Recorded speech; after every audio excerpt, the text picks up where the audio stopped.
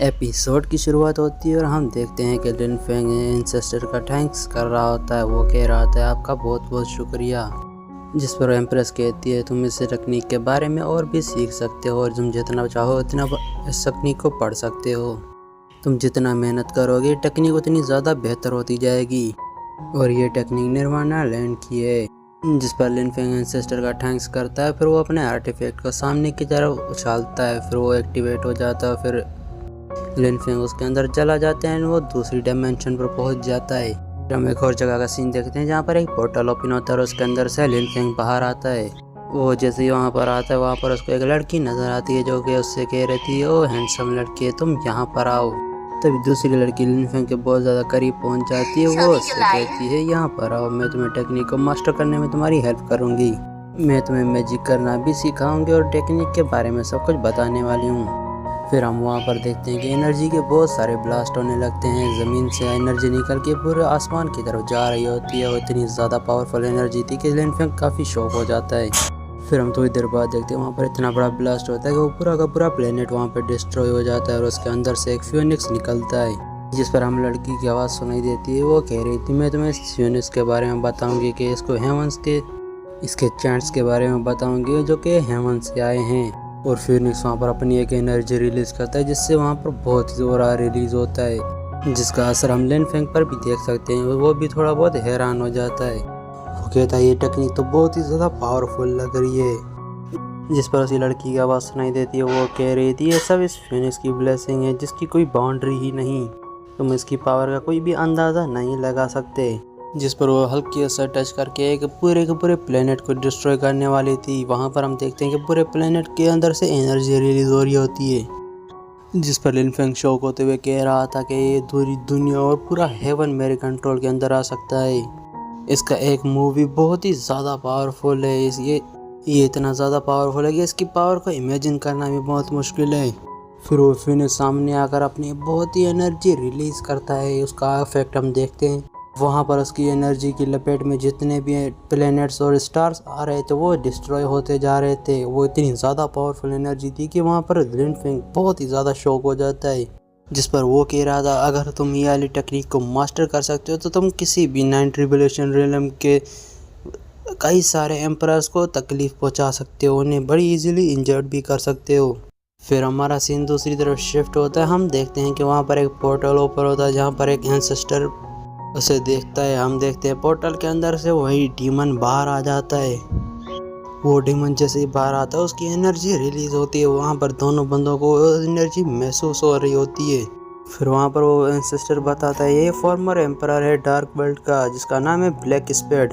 जिस पर वो अपनी टेक्निक यूज़ करके उसके पीछे छुप जाता है। हम मिस यू को देखते हैं। मिस यू काफ़ी ज़्यादा हैरान होते हुए कह रही होती है अभी यहाँ पर एक और फॉर्मर एम्परर आ चुका है और ये वाला काफ़ी ज़्यादा पावरफुल लग रहा है। फिर हम उस कल्टीवेटर को देखते हैं जो कि अपनी एक इविल फॉर्मेशन को एक्टिवेट करता है जो कि बहुत ही ज़्यादा बड़ी होती है। उसके अंदर से इविल एनर्जी निकल रही होती है जो कि पूरे एनवायरनमेंट को वहाँ पर डिस्ट्रॉय कर रही थी।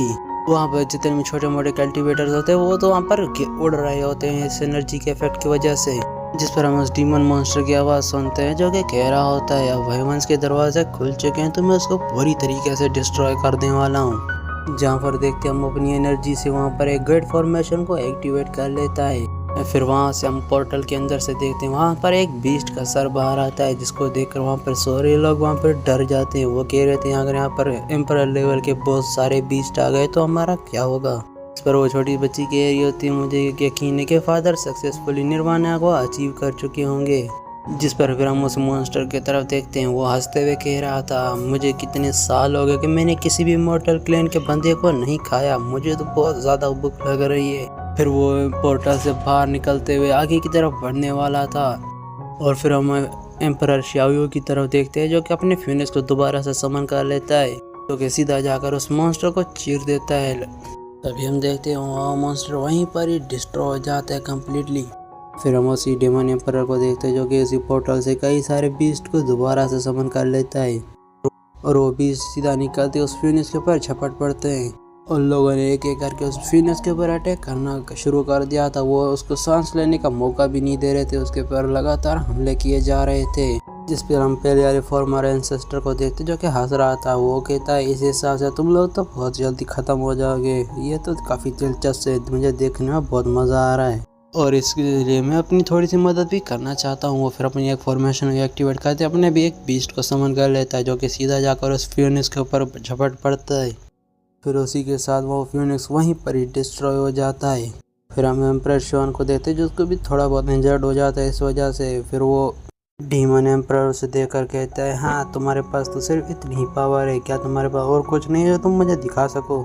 फिर वो अपनी पोर्टल से एक और स्वॉर्ड समन करते हुए सीधा एम्परर शॉन के ऊपर भेज देता है, जहाँ पर एम्परर शॉन अपनी एक टाइम रिवर्सल टेक्निक का यूज़ करते हैं।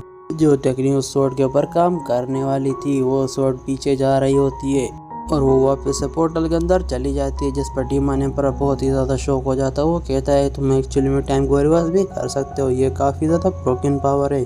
फिर हम एंसेस्टर को देखते हैं जो कि पीछे खड़ी लड़कियों को देख रहा होता है। फिर वो उनके ऊपर अटैक कर देता है, जो देखते ही सीधा एम्परर शॉन उनके ऊपर चला जाता है उन्हें प्रोटेक्ट करने के लिए। जैसे एम्परर शॉन वहाँ पर जाकर अपना एक बैरियर बनाते हैं तो उस एंसेस्टर ने वहाँ पर अपने बीस्ट को ब्लास्ट करवा दिया। ब्लास्ट के इफेक्ट की वजह से हम देख सकते हैं वो सारे वहाँ पर उड़ जाते हैं। इसी मौके का फ़ायदा उठाते वो डीमन एम्परर भी अपना एक अटैक रिलीज़ कर देता है, जिस पर हम उस बच्ची को देखते हैं जो कि अपनी पर्ल को एक्टिवेट करते हुए अपनी एनर्जी एम्परर शॉन को दे देती है, जिसके चलते हम देखते हैं एम्परर शॉन थोड़ा बहुत रिकवर हो जाता है और उसके अंदर काफ़ी एनर्जी आ चुकी थी। वो सीधा अपना एक अटैक प्रिपेयर करता है और वो उस फॉर्मेशन के ऊपर अटैक कर देता है। फिर वो उस डीमन के इविल फॉर्मेशन को वहीं पर ही डिस्ट्रॉय कर देता है। वहाँ पर हम देखते हैं बहुत ही बड़ा ब्लास्ट हो चुका था, जिस पर हम उस एंसेस्टर को देखते हैं जो कि टप्पे खाता हुआ दूर जाकर गिर जाता है। फिर वो डीमन कल्टीवेटर कह रहा होता है मैं ये तुम्हारी पावर चेक करना चाहता हूँ, क्या तुम कब तक मुझे होल्ड कर सकते हो। फिर उसे हेल्प पोर्टल का यूज़ करते हुए फिर उससे कई सारे डीमन बीस्ट को समन कर लेता है। वो उनसे कहता है चलो देखते हैं तुम्हारे अंदर कितनी जान बची अब तक। लेकिन वो उन बीस्ट को सीधा उनके ऊपर नहीं भेजता। वो सारे बीस्ट एक जगह पर जमा होकर एक बहुत ही हेल की बहुत बड़ी टेक्निक का यूज़ कर रहे थे। वो कई सारा हज़ार डीमंस को एक साथ मिलाकर उनको फ्यूज़ करके एक बहुत ही पावरफुल डीमन बनाना चाहता था, जिसके बाद हम देखते हैं वो सारा कुछ फ्यूज़ होकर एक बहुत ही बड़ा इविल डीमन क्रिएटर बन जाता है। फिर हम दूसरी जगह का सीन देखते हैं जहाँ पर लिन फेंग आया हुआ था। वहाँ पर हम पोर्टल के बाहर का जहाँ पर उसकी बेटी वहाँ पर घूम रही थी और उसका इंतज़ार कर रही थी कि उन्होंने बहुत ही ज़्यादा लेट कर ली थी। तभी एक टोकन बाहर आता है, उधर से आवाज़ आती है जियांग क्या तुमने अपना डिसेबल ढूंढ लिया। तो कहते हमें जल्द से जल्द बंदे को ढूंढना होगा क्योंकि हमारी डेस्टिनी पर एक बहुत ही बड़ा ग्रेट एनिमी खड़ा हुआ है। हमारी डार्क क्लाउड और ज़्यादा उसे रोक नहीं सकती, हमें बहुत ही ज़्यादा प्रॉब्लम में है। जिस पर वो कह रही होती है क्या तुम लोग उसे थोड़ी देर और नहीं रोक सकते। जिस पर आवाज़ वो कहती है नहीं इसे रोकना बहुत ज़्यादा मुश्किल है। फिर वो कहती है ठीक है तो मैं फादर को जल्दी से जल्द समन करने वाली हूँ। जहाँ पर हम लिन फेंग को देखते हैं वो कभी भी कल्टीवेशन कर रहा था, जिस पर वो फादर से कह रही थी फादर मेरी बात सुन, मैं जिंगवी बोल रही हूँ। लिन फेंग कह रहा था मुझे लगता था ये यून अभी मुसीबत में आ चुकी है। जिस पर वहाँ पर एक लेडी आकर लिन फेंग से कह रही होती तुम अभी ये जेल से वापस जा रहे हो, तुम्हारे साथ हमें यहाँ पर टाइम बिता के बहुत ही अच्छा लगा। तब यहाँ पर हम देखते हैं परस आ जाती है जो उसे पोर्टल के अंदर एनर्जी को डालकर एक्टिवेट कर लेती है, जिससे हम देखते हैं वहाँ पर जिंगवी उस पोर्टल के यार पार आ जाती है और अपने फादर से मिलकर बहुत ही ज़्यादा इमोशनल हो गई थी। कहती है फादर मैंने आपको फाइनली ढूंढ लिया। वहाँ पर उसे गले लगाकर रो रही होती है। तब लिन फेंग कहता है मेरी बेटी मुझे बताओ तुम्हारे साथ क्या हुआ। फिर उससे सब कुछ बताने लगे कि कैसे डार्क क्लाउड अकेडमी में वहाँ पर हमला हो चुका है, हम बहुत ज़्यादा देर हो चुकी है। वो उसे बता दिया कि डीमन एम्परर ने वहाँ पर अटैक कर दिया है। पर यह सुनकर लिन फेंग को काफ़ी गुस्सा आ रहा था, लेकिन वो खुद को कंट्रोल करते हुए कहता है यहाँ पर बहुत ज़्यादा प्रॉब्लम हो चुकी है। जिस पर वहाँ पर एम्परस कहती है लगता है तुम यहाँ से अभी जाने वाले हो। जहाँ पर वो अपनी एनर्जी का यूज़ करते हुए वहाँ पर कई सारे बीस्ट को समन करती है। वहाँ पर हम एक फेरी गर्ल को भी देखते हैं जहाँ पर उसको भी समन किया जाता है, जिस पर वो वहाँ पर एक पोर्टल ओपन करते हुए कहती है जाओ जो तुम्हें करना है तुम जाकर कर सकते हो। जिस पर हम उस एम्परर्स के पीछे उसी लड़की को देखते हैं जो कि कह रही होती है लिन फेंग से तुम ज़रा दोबारा ज़रूर आना यहाँ पर, कहीं ऐसा ना हो तुम बाहर जाकर मुझे भूल जाओ। जहाँ पर एम्प्रेस अपना सर पकड़ते हुए कह रही थी निर्वाणा टेक्निक को सीखना भी बहुत ज़्यादा सर दर्द है। फिर हम देखते हैं कि वो सारे बीस्ट एम्परर वगैरह सब वहाँ से पोर्टल से बाहर चले जाते हैं और इसी के साथ हमारा ये एपिसोड यहीं पर ही ख़त्म होता है। आई होप कि आपको वीडियो पसंद आई। अगर आप लोग सीरीज इस सीरीज़ को आगे भी देखना चाहते हो तो मुझे कमेंट्स करके ज़रूर बताना, मैं इसको कंटिन्यू ज़रूर से करने वाला हूँ। अगर आप लोग चाहते मैं कोई और सीरीज़ भी बनाऊँ तो मुझे कमेंट्स में उसका नाम ज़रूर बताना।